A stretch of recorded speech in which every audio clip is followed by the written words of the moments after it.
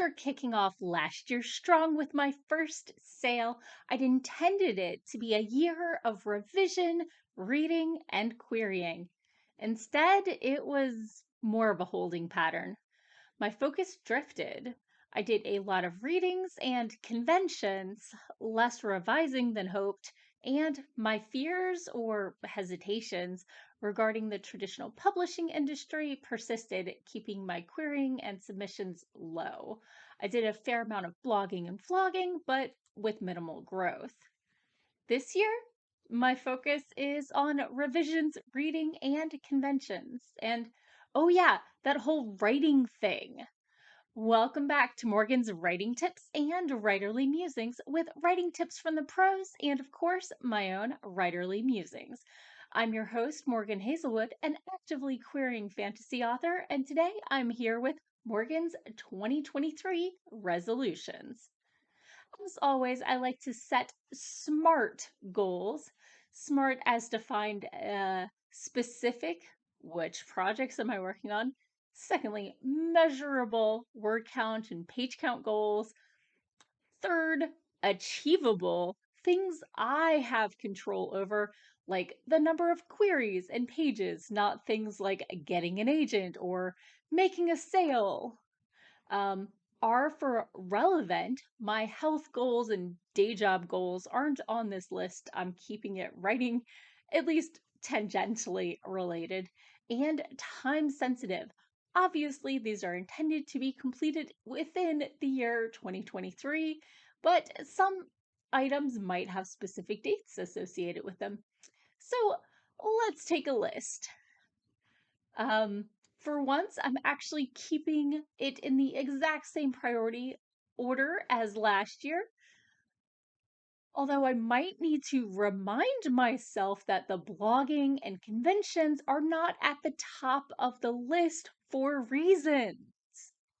So, number one, my goal should be on revision. Since my end goal is publication and I've got like over 5 manuscripts, over 21 short stories, and over 50 poems just waiting for a home, I need to see what's salvageable and what should be shelved. This year's goals: get feedback from my final beta reader and revise my space fantasy, and revise at least one other short story. Secondly, reading. Um, in 2022, I continued to binge read a lot of romances.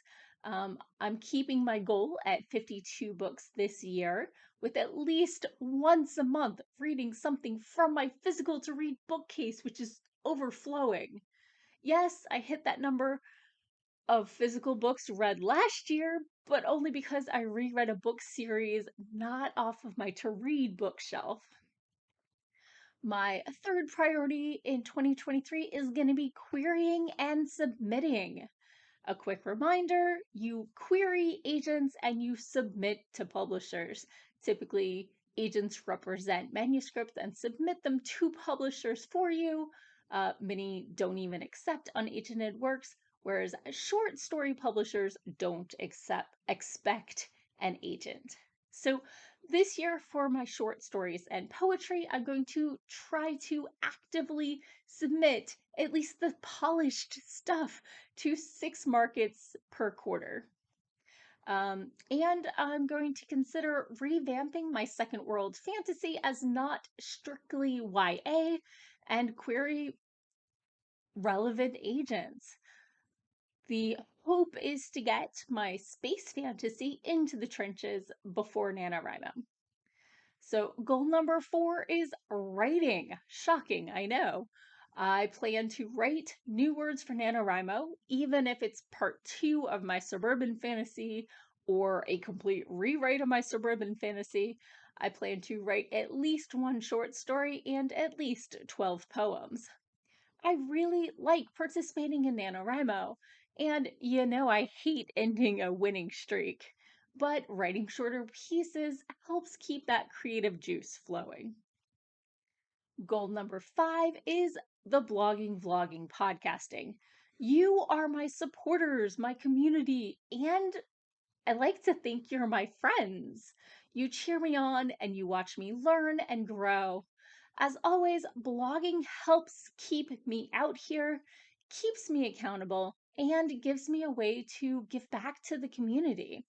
Plus, I haven't missed a week on my blog since February of 2016, although I might have done a couple reruns, nor a vlog since I started on June 27th, 2017. So here's another streak to keep up.